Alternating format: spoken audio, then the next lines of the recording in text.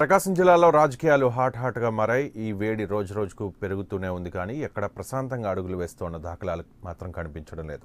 ఒకవైపు పార్టీ మారే అభ్యర్థులు, మరోవైపు గ్రూప్ రాజకీయాలు, ఇంకోవైపు సొంత పార్టీలో ప్రధాన నేతలు నువ్వెవరు అంటే నువ్వెవరు అనే విధంగా రాజకీయాలు మారాయి. ప్రకాశం జిల్లా వైసీపీలో ఇంత గందరగోళంగా మారడానికి కారణం ఏంటి? అసలు వైసీపీలో అక్కడ ఏం జరుగుతోంది?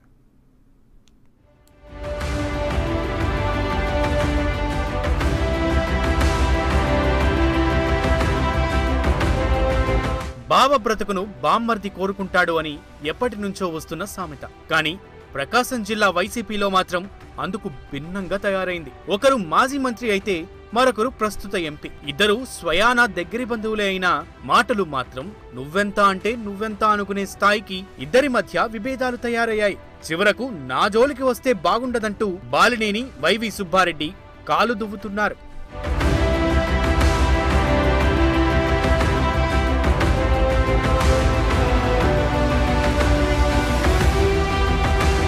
ప్రకాశం జిల్లా వైసీపీ రాజకీయాలలో వైవి సుబ్బారెడ్డి ముఖ్య నేత.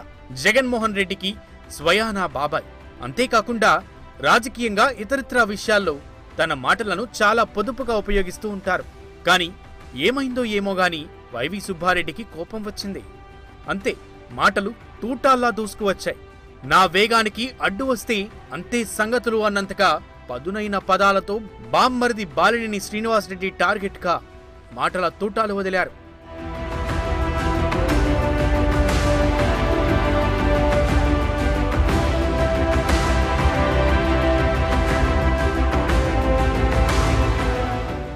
చీమా నన్ను ఎందుకు కుట్టావు అంటే నా పుట్టలో వేలు పెడితే కుట్టనా అన్న సామెతలా ఉంది బాబా బామ్మర్దుల మధ్య కథ.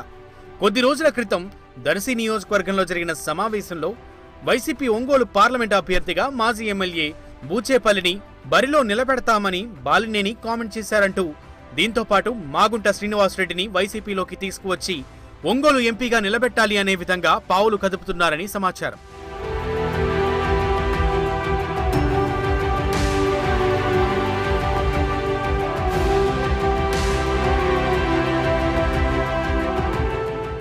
ఇక బాలినేని కామెంట్లకు తన సీటుకు బామ్మరిది ఎసరు పెడుతున్నారనే భయంతో మాజీ ఎంపీ వైవి సుబ్బారెడ్డి గట్టి కౌంటర్ ఇచ్చారు. మాగుంట వైసీపీలోకి వస్తే ఎమ్మెల్సీ ఇస్తామనే కామెంట్తో పాటు ఒంగోలు ఎమ్మెల్యేగా పోటీ చేసి గెలవాలి అంటూ బాలినేనికి సవాల్ విసిరారు. దీంతో నిన్న మొన్నటి వరకు ఇద్దరి మధ్య ఉన్న విభేదాలు ఒక్కసారిగా బహిర్గతం కావడంతో జిల్లా నేతలు ఒక్కసారిగా ఆశ్చర్యానికి గురయ్యారు. రెడ్డి కానీ వైవి సుబ్బారెడ్డి కానీ జగన్మోహన్ రెడ్డి గారి నాయకత్వంలో ఆయన సీట్లు ఇచ్చే కార్యక్రమే జరుగుతుంది. కానీ బాలినేని శ్రీనివాసరెడ్డి ఎవరు ఒంగోలు పార్లమెంట్ సీట్ నిర్ణయించడానికి? ఆయన సీట్లో ఆయన గెలిచే కార్యక్రమం చేయమన్నాడు. మొన్న ఒంగోలులో ఓడిపోయి ఉన్నాడు ఆయన ఇప్పుడు చాలా కష్టపడితే కానీ ప్రజల్లో గెలుచుకొని రాలేడు. ఎన్నికలు సమీపిస్తుండటంతో బామ్మర్దుల రాజకీయ పంచాయతీని జగన్ ఏ విధంగా తీరుస్తారో వేచి చూడాల్సిందే మరి.